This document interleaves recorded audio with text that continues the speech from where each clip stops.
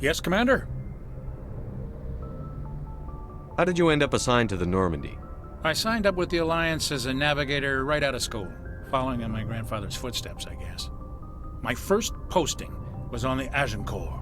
We were at Elysium during the Skillian Blitz. A massive fleet of alien raiders hit the colony, trying to wipe it out. They had the numbers, but their ships were no match for an Alliance frigate. It was a slaughter. We couldn't even keep track of how many ships they lost. How did you end up on the Normandy? I got my officer's commission after Elysium. Must have made an impression on the right people. Captain asked for me when he was picking his crew. Speak freely, Presley. I want to know if you have a problem with non-humans. I trust you, Commander. If you think they belong here, then so do I. Carry on, Presley. Yes, sir.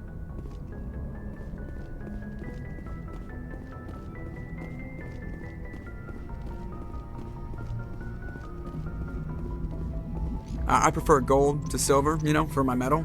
I figured you'd recommend me for one since I, pulled your boots out of the fire. Saving my boots from burning lava is part of your job, Joker. We don't give medals to soldiers for doing their jobs. That figures. Just get me a nice card and a cake. No coconut, though. I hate that crap. So, Commander, why don't you tell me why you're really here? I like to know my crew. Mind if I ask you a few questions? I can see where this is going. You did a background check on me, didn't you? Well, I'll tell you the same thing I told the captain. You want me as your pilot. I'm not good. I'm not even great. I am the best damn helmsman in the Alliance fleet. Top of my class in flight school, I earned that. All those commendations in my file, I earned every single one. Those weren't given to me as charity for my disease. I can't have you on this ship if you're going to infect my crew. Infect the crew? Oh man, you have no idea what I'm talking about, do you? Okay, I've got Vrolik syndrome, brittle bone disease. The bones in my legs never develop properly. They're basically hollow, too much force and they'll shatter. Even with crutches and my leg braces, it's hard to get around. One wrong step and crack! It's very dramatic. But I've learned to manage my condition, Commander. Put the Normandy in my hands and I'll make her dance for you. Just don't ask me to get up and dance unless, you like the sound of snapping shin bones. I need to know more about this Vrolik syndrome if I'm putting my ship in your hands. Yeah, of course you do. It's an extremely rare condition. Nobody knows exactly what causes it. Genetic, maybe. It's treatable, but there's no cure. They classify my case as moderate to severe. I was born with over a dozen fractures, hip, thighs, ankles. My bones were already breaking in the womb. 100 years ago, I wouldn't have survived past my first year. Lucky for me, modern medical science has turned me into a productive member of society.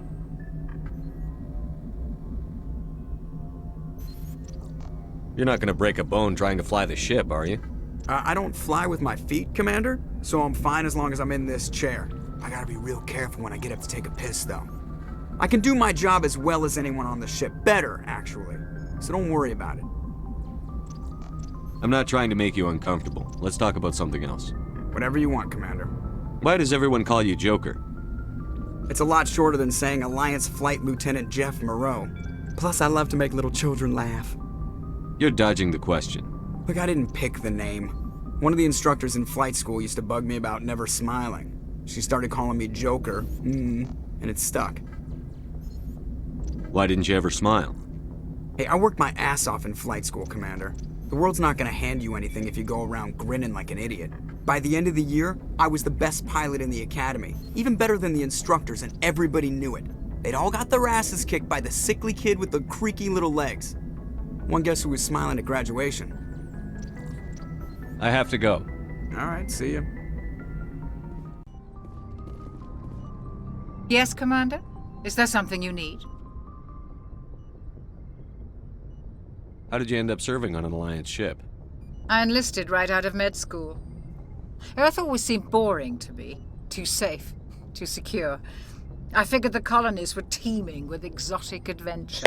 I wanted to travel the stars, tending the wounds of tough soldiers with piercing eyes and sensitive souls. Turns out military life isn't quite as romantic as I'd imagined. But humanity needs the Alliance if we want to keep expanding through the Traverse, and the Alliance always needs good doctors. So I stayed on to do my part. Ever think you made the wrong choice? Sometimes I think about opening a private practice back on Earth, or maybe taking a position at one of the new med centers out in the colonies. But there's something special about working on soldiers. If I left the Alliance now, I'd feel like I was abandoning them. I should go. Goodbye, Commander.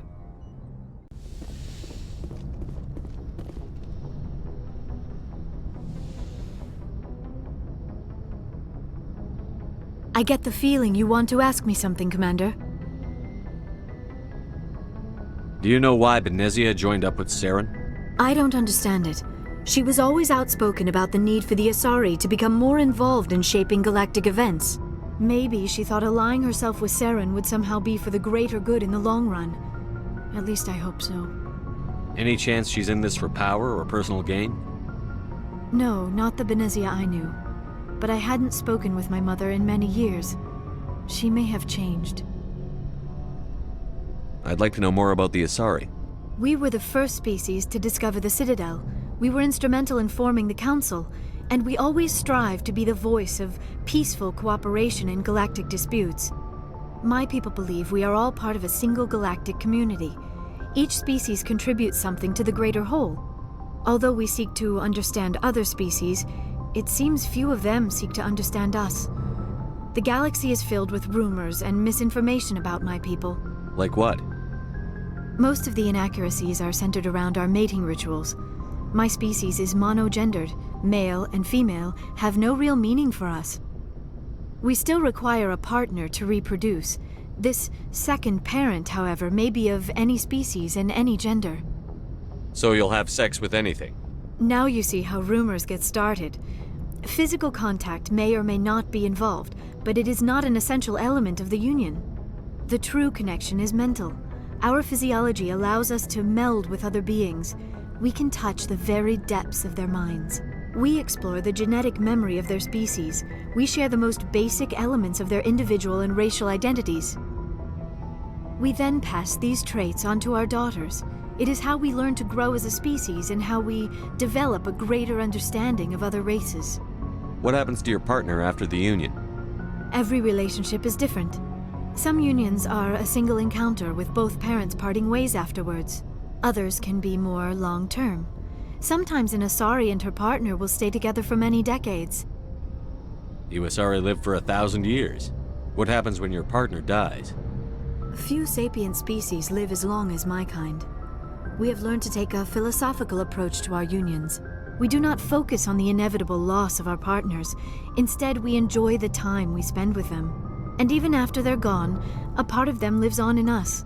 The union is a connection that transcends both time and space.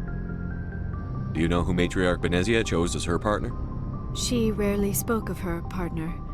Though I know my father, if you want to use that term, was another Asari. I thought you always needed another species to serve as one of the parents. Think about it, Shepard. If we were not able to mate with our own species, we would have died out long before we ever mastered spaceflight and left our homeworld. Union with our own kind is no longer common, not for the purposes of reproduction.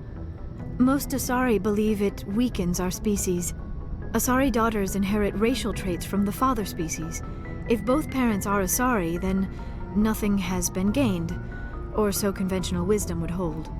I am what is sometimes called a pureblood. Though no Asari would ever be cruel enough to say the word to my face, it is a great insult among my people. It is possible Benezia's partner was embarrassed by their union. She may have been too ashamed to publicly acknowledge me as her offspring. Why agree to the union if she didn't want any children? I cannot answer that. This is all speculation on my part. It is possible she wanted to be part of my life, but something happened to her before she had the chance. Benezia never spoke of her partner. Whatever happened, it caused her too much pain to dwell on it. She raised me by herself, though that is not uncommon. Many Asari raise their children alone, particularly if the father species is short-lived. Often the partner will pass on long before the child reaches maturity. I should go. Goodbye, Shepard.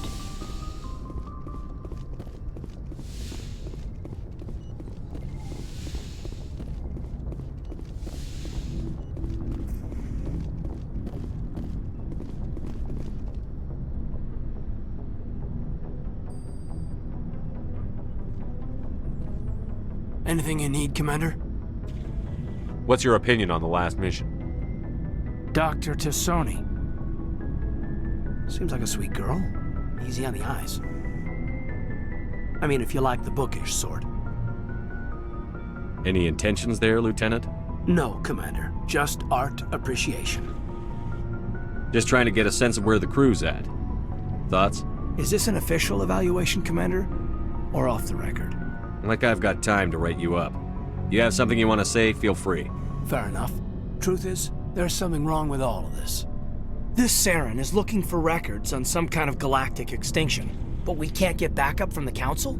Sorry, Commander. There's writing on the wall here, but someone isn't reading it. We've got our orders. Belly aching won't change them. I hear you. It just seems like a group that's been around as long as the Council should see this coming.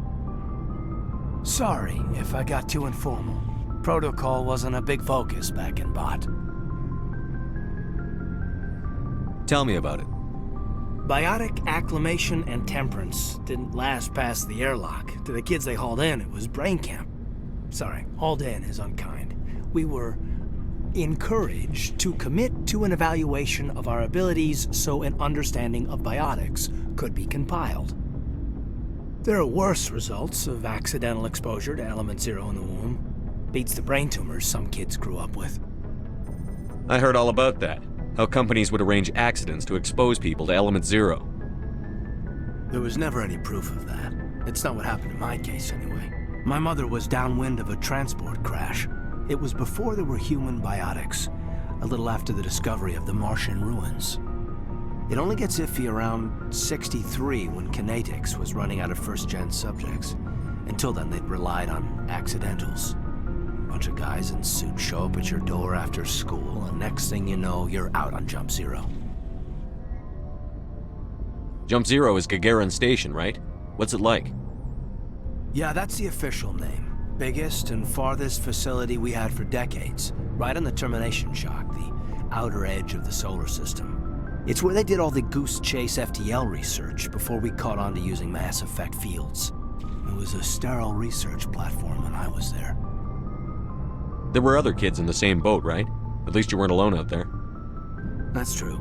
We did have a little circle that'd get together every night before lights out. We didn't have much to do, though. It was a research platform then, and Kinetics kept Jump Zero off the extranet to prevent leaks. You were all teenagers. I'm sure you found other ways to occupy the time. I'm not the sort who does that kind of thing, Commander. Not lightly, anyway. There was a girl I spent a lot of time with, but we kept our clothes on. Rana. She was from Turkey. Her family was very rich. But she was smart and charming as hell. Beautiful, but not stuck up about it. I think you'd have liked her. Sounds like she was special to you. She was. Maybe she felt the same. But things never felt together. Training, you know. You know of any intentional exposures for certain? No one knows. Doesn't mean they didn't happen. As big as the exposures were, it was hard to track down accidentals. It was different then. No one knew the potential, so there wasn't a lot of regulation. Anything Kinetics did was gold. I'm not saying they intentionally detonated drives over our outposts, but in retrospect, they were damn quick on the scene. Jump Zero is a long way from home. What was it like? The grand gateway to humanity looks a lot better in the vids. But that's my own baggage, Commander. No bearing on this. I want to know everything my crew is capable of, Lieutenant. We're out of our element here. If you say so, sir. Besides, I've got my past squared away.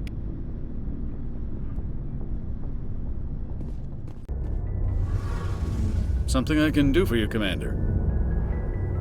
Where else have you served, Adams? If you name a class of Alliance ship, I've probably served on it. Everything from dreadnoughts and carriers right down to frigates like the Normandy. My last assignment was on the Tokyo, only a cruiser, but she was a good ship. Couldn't hold a candle to the Normandy, though. Carry on, Adams. Aye, aye, Commander. Oh, hello, Shepard. Are you okay? I don't know. Your ship is amazing, and your crew's been really great to me. Especially your chief engineer. But I just sort of feel out of place. The Normandy runs so smooth it feels like we're not even moving. And the engines are so quiet. How do you sleep at night? The silence wakes you up? Back on the flotilla, the last thing you want to hear is silence. It means an engine's died or an air filter shut down. I guess you don't have to worry about that here. But old habits die hard. But it's more than just the silence. This ship feels so empty. It's like half the crew is missing. Back home, I couldn't wait to go on my pilgrimage. I couldn't wait to get away from the crowds. Now that I'm out here, I kind of miss them. Sounds like the pilgrimage isn't just about finding resources for the fleet. Maybe it's about teaching you to appreciate your people and culture. You're probably right. We Quarians spend our whole lives traveling. But really, we never leave home. The pilgrimage has given me a whole new perspective on our culture. You know, there's always a few who go on their pilgrimages and never return. I always assumed something bad happened to them. But maybe they just wanted a different life. You do plan to return to the migrant fleet, right? I could never abandon my people, Shepard. I will go back eventually. But we have to stop Saren first. Otherwise, I might not have a home to go back to. I want to know more about the pilgrimage. When my people reach maturity, we leave our birth ships and seek acceptance with a new crew. It's necessary to maintain genetic diversity among the fleet. But no ship wants to accept someone who will be a burden on them. So, to prove our worth, we embark on a pilgrimage. We set out alone, leaving the flotilla and our families behind us. We only return once we have found something of value we can bring back to the fleet. This is presented as a gift to the captain of the respective ship we wish to join. If the gift is accepted, we are welcomed into the crew. I can't believe they just send you off alone. It's not like they just cast us out. Before we leave, we are given lessons in how to survive outside the flotilla, and given gifts to help us on our journey.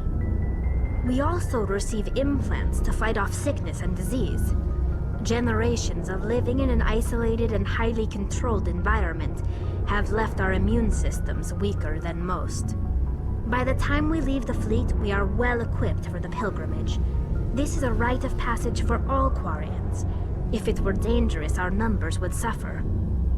Virtually every pilgrimage ends with a triumphant return and the ritual presentation of the gift to one of the fleet's captains. Can a captain choose to reject the gift? That doesn't happen often. Most captains are eager to increase the size of their crew. It increases their own standing in our society. Even when a gift is not particularly valuable, the captain usually accepts it out of a sense of tradition. However, there is a stigma to presenting a substandard gift. It's not the best way to make a good impression on a new community. Most pilgrims don't return until they find something worthwhile. I want to talk about something else. Like what? I want to know more about the Geth. I doubt I can tell you anything you don't already know. It's been almost 3 centuries since they drove my people into exile. All I know is the story of their origins. What they were when we created them, and how they turned on us. Interesting.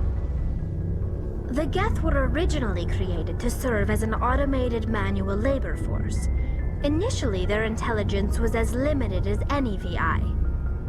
Over time, we made small modifications to their programming to allow them to perform more varied and complex tasks, bringing them closer and closer to true AI status. How come the Council didn't step in and stop you? This wasn't true AI research. We may have been skirting the bounds of the law, but we never did anything that was actually illegal. The changes were so insignificant, so gradual, that we were able to control them. Or so we thought. But one thing we underestimated was the power of the neural network. 1 million Geth thinking simultaneously created an inherently unstable matrix. So, the Geth share brain power?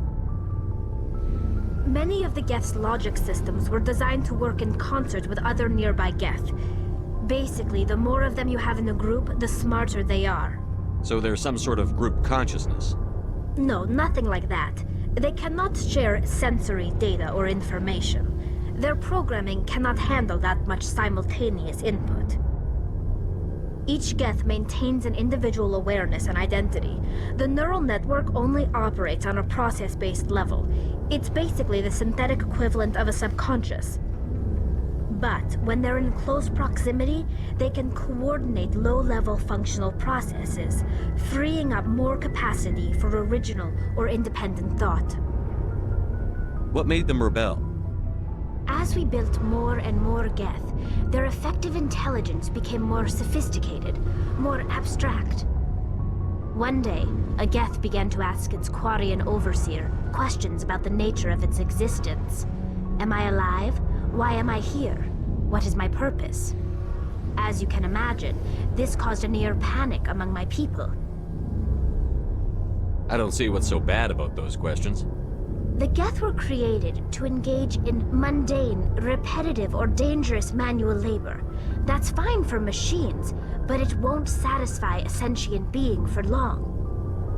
The Geth were showing signs of rudimentary self-awareness and independent thought. If the Geth were intelligent, then we were essentially using them as slaves.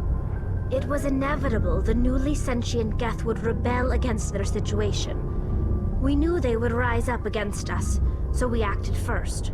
A general order went out across all Quarian-controlled systems to permanently deactivate all Geth.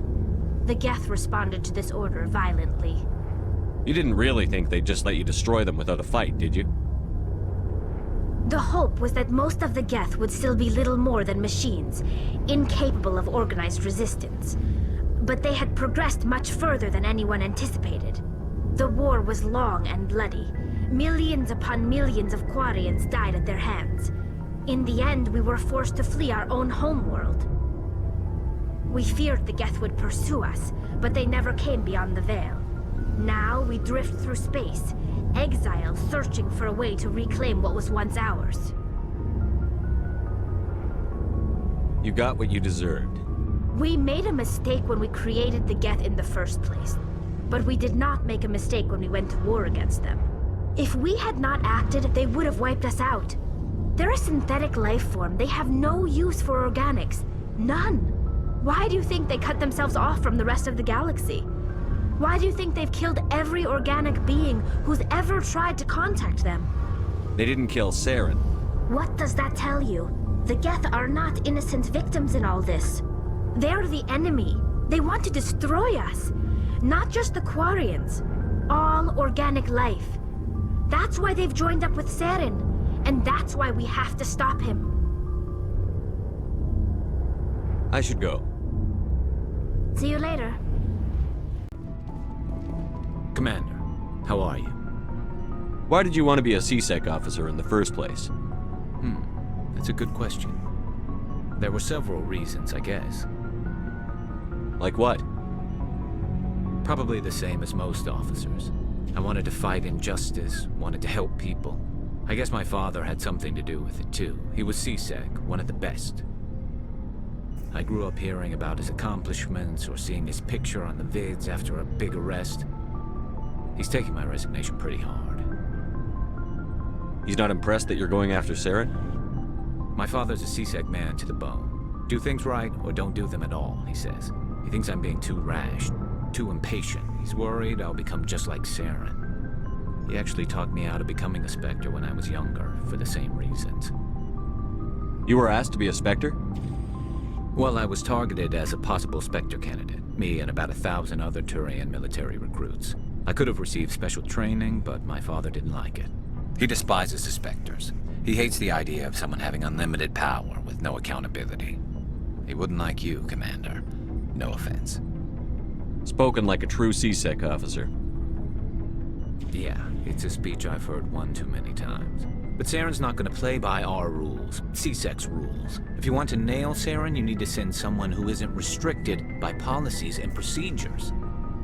You're a quick learner, Garrus. We'll beat him at his own game. It's the only way to stop someone like him.